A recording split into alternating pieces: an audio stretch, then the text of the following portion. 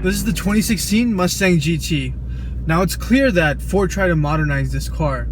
The headlights look like something off of a European car. The interior is finally up to date. And 50 years from its birth, it's finally got an independent rear suspension. But if you look closely, you'll realize that at its heart, it's still a Mustang. It's got the classic tri-bar taillights. It's got the retro-inspired fastback roofline. And that familiar 5.0 badge signifying that a 5-liter Coyote motor sits under the hood. This car is equipped with a performance package. Now the performance package comes with huge front 6-piston brakes with 15-inch rotors. It also comes with the 19-inch black wheels. And it also comes with revised suspension and a bunch of other upgrades to help endure a track day. So aside from all the numbers and whatever packages it has, what's it like to drive? Well, absolutely fantastic. This Coyote motor loves to rev all the way up to its 7,000 RPM redline. Whoa! Wow!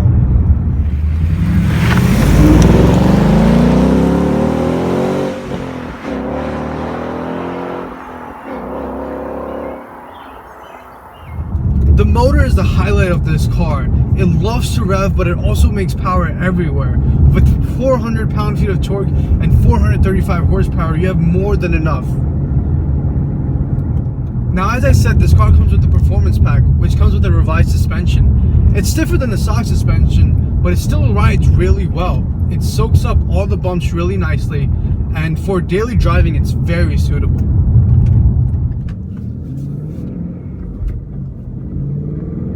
This car also comes with the GetDrag MT82 gearbox.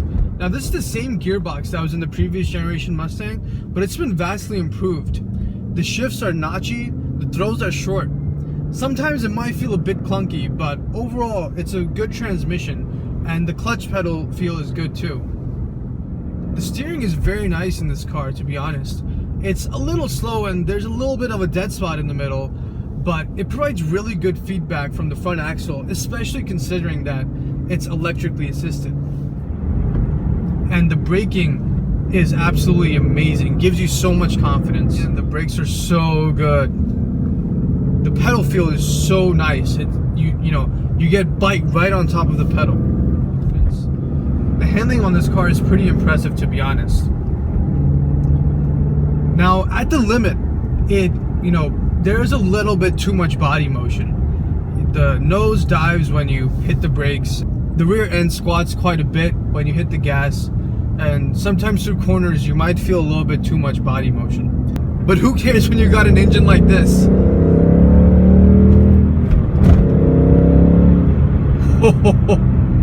Wow. And this car is just so fun to drive. Listen to that sound. Wow. After 4,000 RPM, the engine just comes alive. It's really amazing. This is a gem of a motor.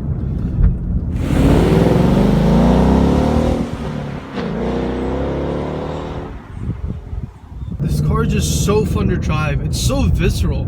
Despite all the modern technology that Ford has put in this car, you still feel at one with the car. You get so much feedback from the steering wheel, from the transmission, to the sound. There's just so much sensory overload happening when you drive this car, and it feels so visceral compared to most other cars on the road today. Now, I'm gonna go a little bit slower, but sort of test out the handling a little bit more.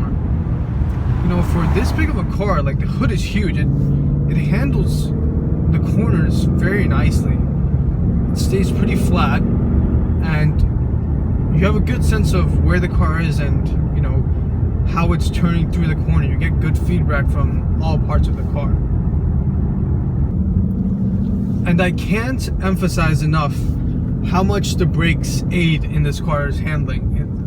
They're almost, I think, required if you want to do spirited driving. For this level of horsepower and this level of weight, these brakes are almost necessary. They're so good, and they give you so much confidence when you're going into a corner. That's the amazing thing about this car, is that despite whatever flaws it may have, it just makes you love it, because you have so much fun.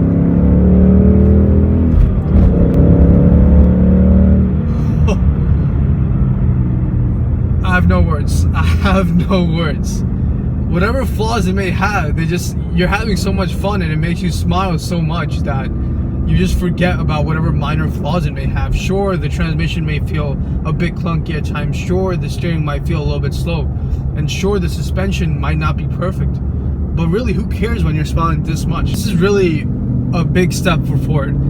Now, it's not an M3 rivaling driving experience. Of course, this car probably costs about half of what an M3 would cost.